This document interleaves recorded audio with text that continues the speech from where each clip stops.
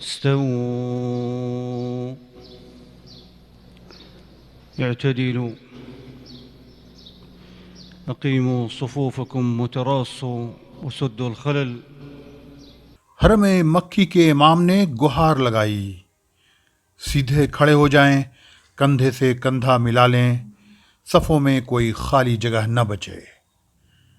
پھر کیا تھا، سینکڑوں نہیں ہزاروں مرد اور عورتیں اپنی اپنی جگہوں پر کھڑے ہو گئے، شانے سے شانہ ملا کر، پیر سے پیر ملا کر۔ صفوں میں پہلے کی طرح کوئی خلل نہیں تھا، سب اپنے رب کے حضور حاضر تھے۔ ایک ہی صف میں کھڑے ہو گئے محمود و ایاز، نہ کوئی بندہ رہا اور نہ کوئی بندہ نواز۔ امام نے خداوند قدوس کی بڑائی بیان کی۔ اللہ اکبر. اللہ اکبر۔ حرم کا یہ منظر تقریباً 1.5 سال سے کسی نے نہیں دیکھا تھا، جس کے لیے سب کی آنکھیں ترستی رہیں۔ جب سے کورونا کی وبائی احتیاطی تدابیر کے طور پر حرم میں لوگوں کا داخلہ ممنوع قرار پایا، بس وہیں کا عملہ باجماعت نماز ادا کرتا رہا، اور وہ بھی ماسک کے ساتھ اور ایک دوسرے سے دور دور رہ کر۔ بعد میں تدریجی طور پر یہ پابندیاں اٹھنے لگیں، محدود تعداد میں نمازی آنے لگے، لیکن ان کے درمیان دوریاں قائم رکھی گئیں۔ آج اتوار کا دن ہے اور اکتوبر کی 17 تاریخ، اور یہ تھا حرم مکی میں فجر کے وقت کا پرکیف منظر۔ امام حرم نے سورہ فاتحہ جاری رکھی۔ الحمد للہ رب العالمین الرحمن الرحیم۔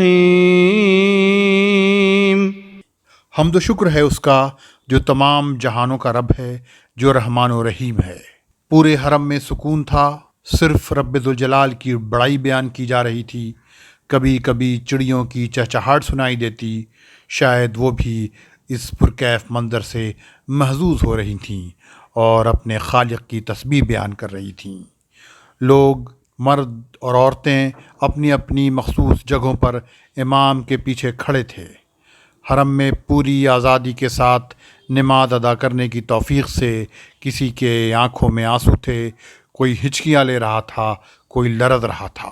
امام حرم کی خوبصورت آواز میں رب جلال و جمال کی نازل کردہ آیات کی تلاوت ہو رہی تھی، پھر رکوع ہوا، پھر سجدہ، اسی طرح نماز فجر مکمل ہوئی۔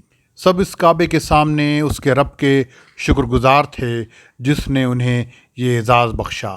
سب نے دعا کی کہ اب دوبارہ ایسا رنج و غم اور درد و کرب نہ دیکھنا پڑے کہ وہ غلاف کعبہ کو نہ چھو پائیں، حجر اسود کا لمس انہیں نہ حاصل ہو، اور وہ میزاب رحمت سے گرنے والے قطروں سے تر نہ ہوں اور برسات ایسے ہی گزر جائے۔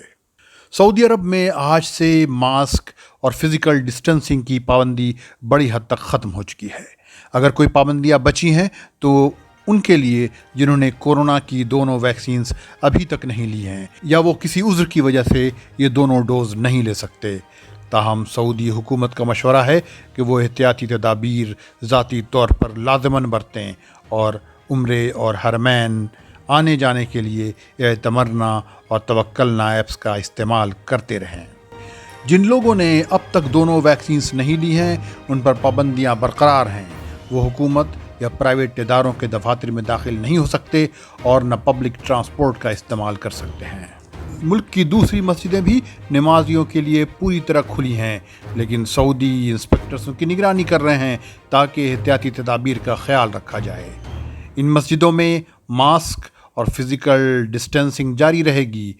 خیال رہے کہ ماسک اور فزیکل ڈسٹینسنگ سے آزادی صرف کھلی جگہوں کے لیے ہیں، بند جگہوں میں نہیں۔ عرب دیش کی خبریں سننے والوں کو فیض الحق کا سلام۔ اگر آپ سعودی عرب، امارات، قطر، کویت، بحرین یا سلطنت عمان میں رہتے ہیں، عرب دیش کو سبسکرائب کر لیں اور گھنٹی کے بٹن کو بھی دبا دیں تاکہ آپ کو تازہ خبریں اور اپڈیٹس ملتی رہیں۔ اب سعودی عرب کی کچھ اور خبریں۔ اگر آپ سیاحت، ٹورزم یا گھومنے پھرنے کے شوقین ہیں تو آپ کے لیے ایک اچھی خبر۔ سعودی عرب کے پبلک انویسٹمنٹ فنڈ نے آف شور آئل پلیٹ فارم کو سیاحوں کے لیے کھولنے کا فیصلہ کیا ہے، یعنی جہاں سمندر کے بیچ پیٹرول نکالا جاتا ہے وہاں آپ گھومنے اور اس خوبصورت منظر سے لطف اندوز ہونے جا سکیں گے۔ اس پروجیکٹ کو دا رک کا نام دیا گیا ہے، جہاں آپ 1,50,000 مربع میٹر کے رقبے میں 3 ہوٹل، ریستوراں اور ایکویٹک اسپورٹس کا مزہ لے سکیں گے۔ خلیج عرب میں واقع اس جگہ پر طرح طرح کی ایڈونچر اسپورٹس کی سہولتیں بھی ہوں گی، بحر احمر میں بھی اسی طرح کی سہولیات ہوں گی۔ یہ فیسلٹیز تیار ہو رہی ہیں، آپ بھی تیار رہیں۔ اب چلتے ہیں امارات۔ دبئی میں اسکول آج سے اکتوبر 21 اکتوبر تک بند رہیں گے۔ حکومت دبئی نے اسکولوں سے کہا تھا کہ وہ مڈ ٹرم چھٹیاں لے سکتے ہیں۔ ان اسکولوں نے اپنے اسٹوڈنٹس کے والدین کو سرکولر بھیج کر ان چھٹیوں کا اعلان کیا ہے اور انہیں بچوں کے لیے ایکسٹرا کیریکولر سرگرمیوں کی فہرست بھی دی ہے۔